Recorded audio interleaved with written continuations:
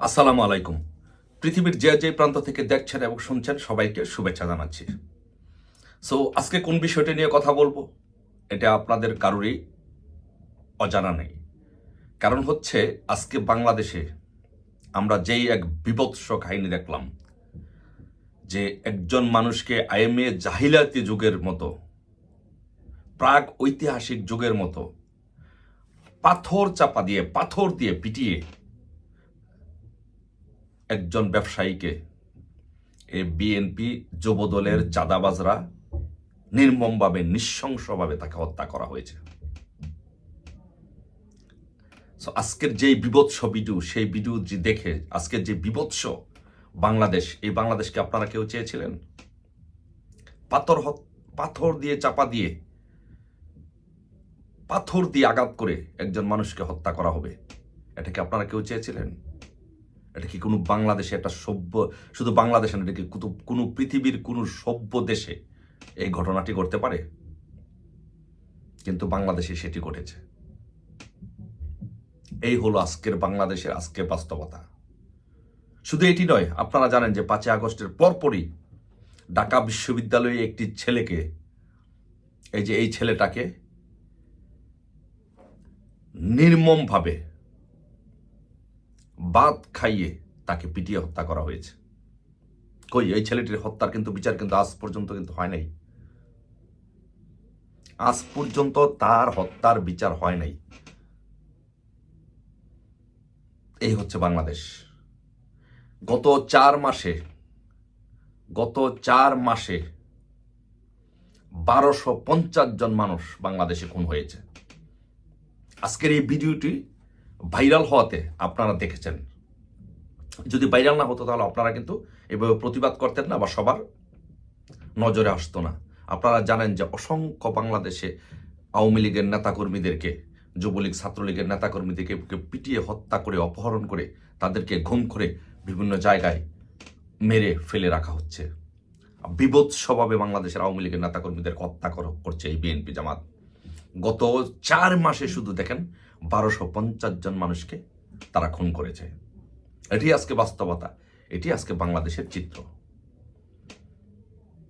শুধু এটি নয়, দেখেন যে আজকে ঢাকায় আজকে একজন লোককে রাস্তায় ছিনতাই করে, এমনকি তার জুতা জামা কাপড় পর্যন্ত খুলে নেওয়া হয়েছে। কি এক বিভৎস বাংলাদেশ! শেখ হাসিনাবিহীন বাংলাদেশ এজন এক বিভৎস প্রাগ ঐতিহাসিক যুগের, আদিম যুগের, পাথর যুগের বাংলাদেশ হয়ে গেছে। এই যে আরেকটি দেখেন, যে চাঁদাবাজদের ভিডিও করায় কালের কণ্ঠর সাংবাদিককে লাঞ্ছিত করা হয়েছে। চাঁদাবাজি করছে বিএনপি, চাঁদাবাজি করছে। বিএনপির নামই হচ্ছে চাঁদাবাজ দল বিএনপি। চাঁদা উঠায় পল্টনে, বাঘ আসে লণ্ঠনে। জিয়ার সৈনিক, চাঁদা তোলে দৈনিক। এই হচ্ছে আজকে বাংলাদেশের স্লোগান, এই হচ্ছে আজকে বাংলাদেশের অবস্থা। এখন আমার প্রশ্ন হলো, এই যে বিভৎস হত্যাকাণ্ড বাংলাদেশে হচ্ছে, ঢাকা বিশ্ববিদ্যালয়ের একজন ছাত্রকে ভাত খাইয়ে পিটিয়ে হত্যা করা হয়েছে, যুবদলের নেতাকে পিটিয়ে হত্যা করে খালের মধ্যে ফেলে রাখা হয়েছে, আজকে একজন ব্যবসায়ীকে যুবদল নেতারা এইভাবে বিভৎস, বাংলাদেশের পৃথিবীর এই সভ্য যুগের ইতিহাসে এরকম কোনো বিভৎস কোনো ঘটনা ঘটেনি, তাকে পিটিয়ে হত্যা করা হয়েছে। এখন ঢাকা বিশ্ববিদ্যালয়ের সেই শিক্ষক, বিএনপি নেতা মনিরুল ইসলামের মেয়ের আসমান জমিন তো এখন আর কাঁপে না? অনেকে বলছে আসমান জমিন ভাই কাঁপে না, খাট কিন্তু ঠিকই কাঁপে। খাট কাঁপলে হবে না, আসমান জমিন কাঁপতে হবে। আপনার আসমান জমিন এখন এই ব্যবসায়ীকে হত্যার, যখন বিএনপি যুবদলের নেতারা যখন ব্যবসায়ীকে পিটিয়ে পাথর দিয়ে হত্যা করে, তখন আপনার আসমান জমিন কাঁপে না। কিন্তু এই জনগণ একদিন, এদেশের জনগণ একদিন, আপনি তো এদেশেই বসবাস করবেন, আপনার সবই কাঁপাবে এদেশের জনগণ একদিন। এখন আপনাদের আসমান জমিন কোনো কিছু কাঁপে না। আর সবচেয়ে বড় কথা যেটি, সেটা আমি বলি, আপনারা যারা বলছেন, অনেকে প্রশ্ন তুলছেন, এই যে হত্যাগুলো করছে বিএনপি, চাঁদাবাজি করছে, চাঁদাবাজ সম্পর্কে, হত্যা সম্পর্কে বিএনপিকে আপনারা অনেকে বলার চেষ্টা করছেন, নতুন করে দোষারোপ দেওয়ার চেষ্টা করছেন। আসলে তো নতুন না রে ভাই। আপনারা শুধু অনেকে, বিশেষ করে তরুণ সমাজ, শুধু আপনারা অনেকে এই বিষয়টা জানেন নাই এবং দেখেন নাই। আপনি 2001 সাল থেকে 2004 সাল পর্যন্ত বিএনপির বিভৎস চরিত্র আপনি দেখেন।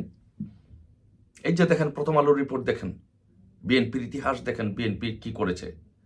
সারা বাংলাদেশে বিএনপি এমন কোনো জায়গা না 2001 সাল থেকে 4 সাল পর্যন্ত চাঁদাবাজি করে নাই। মানুষ 2001 সাল থেকে 4 সাল পর্যন্ত অতিষ্ঠ হয়ে গিয়েছিল। এই যে দেখেন, 21শে আগস্টের গ্রেনেড হামলা করে একজন বিরোধী দলের নেত্রীকে মেরে ফেলতে চেয়েছিল, আইবি রহমান সহ 23 জনকে হত্যা করেছে। বাংলাদেশে 10% ছাড়া 2001 সাল থেকে 4 সাল পর্যন্ত তারেক রহমানকে 10% না দিলে কেউ কাজ করতে পারতো না কোনো। এটাই ছিল বিভৎস 2001 সাল থেকে 4 সাল পর্যন্ত বাংলাদেশ। কিন্তু আমরা তো বাঙালি, ভুলে যাই। আমরা বাঙালি, আমরা ভুলে যাই। 2001 সাল থেকে 4 সাল পর্যন্ত বিএনপির দুর্বিষহ দুঃসহ চিত্র আমরা সবাই ভুলে গিয়েছি। তাই আপনাদেরকে জাস্ট মনে করিয়ে দিলাম।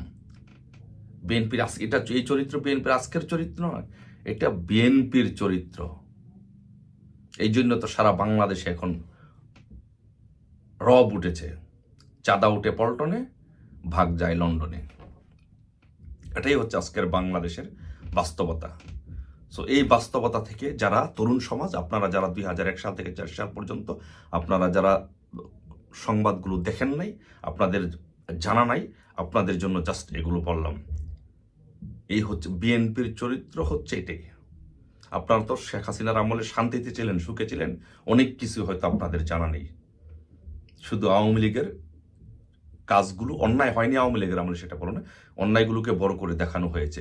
কিন্তু বিএনপি 2001 সাল থেকে 4 সাল পর্যন্ত বিএনপি এবং জামাতের কি বিভৎস চরিত্র ছিল, সেটা কিন্তু আপনারা অনেকেই জানেন না বা অনেকেই ভুলে গেছেন। জাস্ট আপনাদেরকে স্মরণ করে দিলাম। আসুন এই বিএনপি জামাত চক্রকে, দেশ বিরোধী চক্রকে প্রতিহত করি, দেশকে উদ্ধার করি, গণতন্ত্র রক্ষা করি। সকলে ঐক্যবদ্ধভাবে চলুন, আরেকটি মুক্তিযুদ্ধের লড়াই করি, আরেকটি সংগ্রাম করি, দেশকে উদ্ধার করি। জয় বাংলা, জয় বঙ্গবন্ধু।